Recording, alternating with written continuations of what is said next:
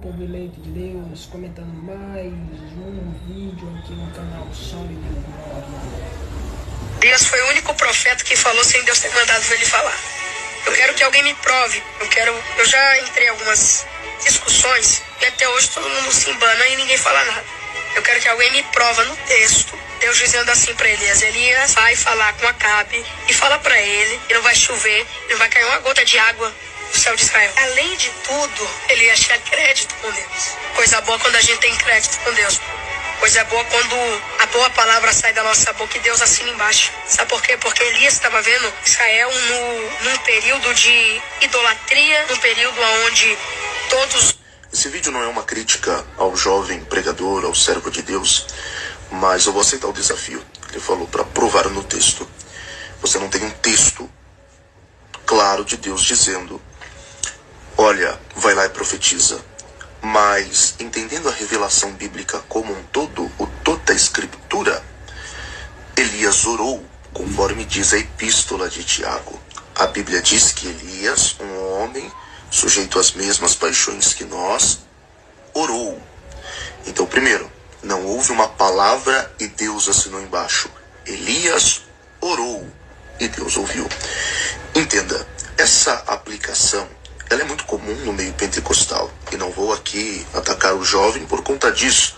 Eu, quando estava iniciando o ministério da pregação há 10 anos atrás, também acreditava na mesma coisa que ele. Mas entendendo a revelação bíblica como um todo, Elias não profetiza a partir de si mesmo, meu querido. Elias profetiza embasado numa palavra de Deus liberada há anos atrás através do ministério de Moisés. Simples. Abra sua Bíblia comigo em Deuteronômio. Deuteronômio, capítulo de número 11, versículo 16. Guardai-vos, que o vosso coração não se engane, e vos desvieis e sirvais a outros deuses, e vos inclineis perante eles. Você mesmo alegou que a nação estava se inclinando a outros deuses. E a ira do Senhor se acenda contra vós, e feche ele os céus, e não haja água. Ora, fazendo uma referência à chuva. Elias não tem crédito com Deus. O homem não tem crédito com Deus. Pelo contrário, por conta da pecaminosidade, da depravação total, o homem está em descrédito com Deus. O que opera em nós é a graça. Todavia, compreendendo a sua linha de raciocínio, mesmo assim eu digo que Elias não profetiza a partir de si mesmo. Elias profetiza embasado na palavra que o próprio Deus já havia liberado. E assim deve ser todo ministro, pregador ou profeta do Senhor. Não proclamar a partir de si mesmo: eu determino, eu decreto, eu digo que faça, eu digo que aconteça. Não, mas devemos proclamar aquilo que a palavra de Deus já nos tem revelado. Elias simplesmente profetizou com base em Deuteronômio, aonde que se o povo se inclinasse para outros deuses, o próprio Deus iria fechar a janela dos céus e não haveria água sobre a terra.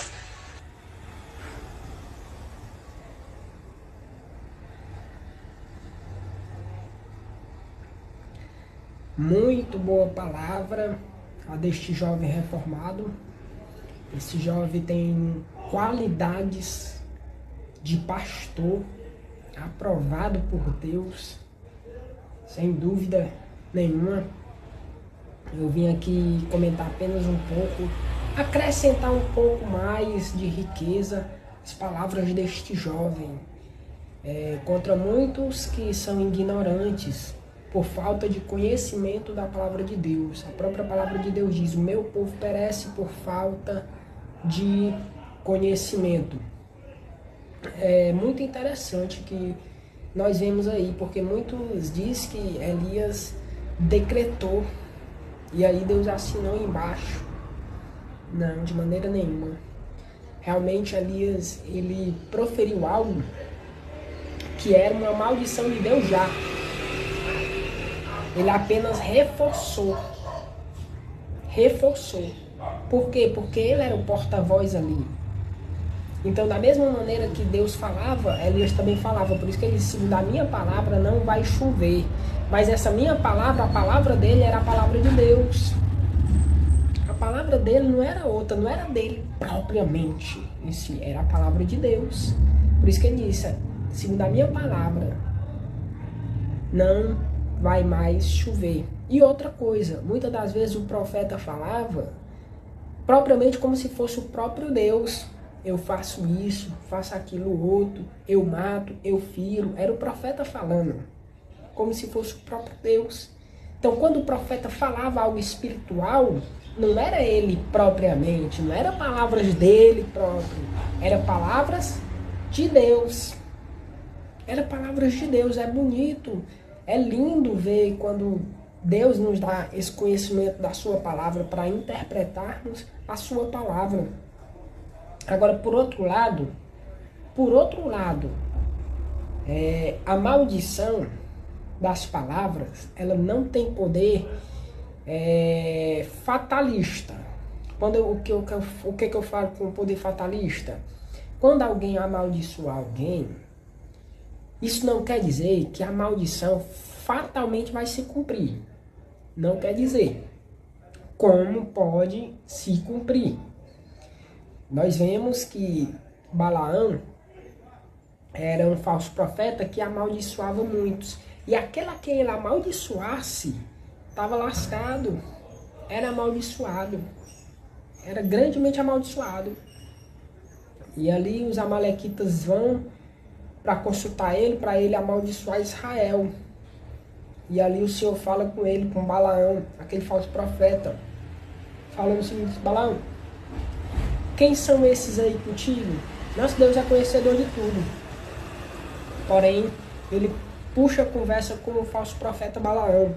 E Balaão diz assim: são os amalequitas que veio a mando de Balaque para que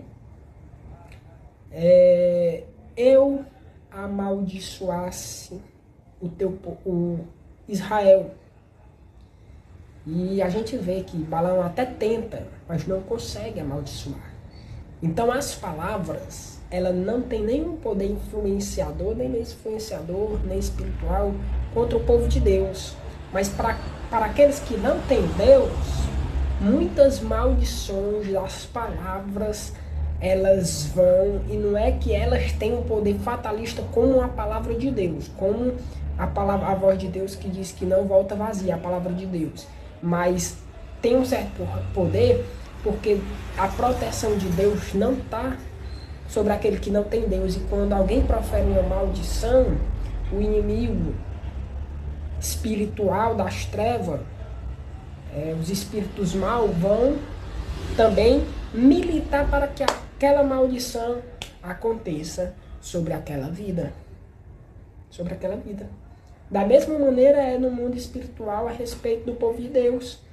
Quando alguém profere uma palavra de bênção sobre alguém, aí os anjos de Deus estão perto para pelejar e fazer a bênção se cumprir. Como Deus ordenou a bênção sobre Daniel e o anjo veio para abençoar. E houve uma peleja no céu. E por vários dias, por 21 dias, houve esta peleja. Mas o anjo conseguiu, passou e entregou a bênção a Daniel. Então é isso aí. Que palavra maravilhosa.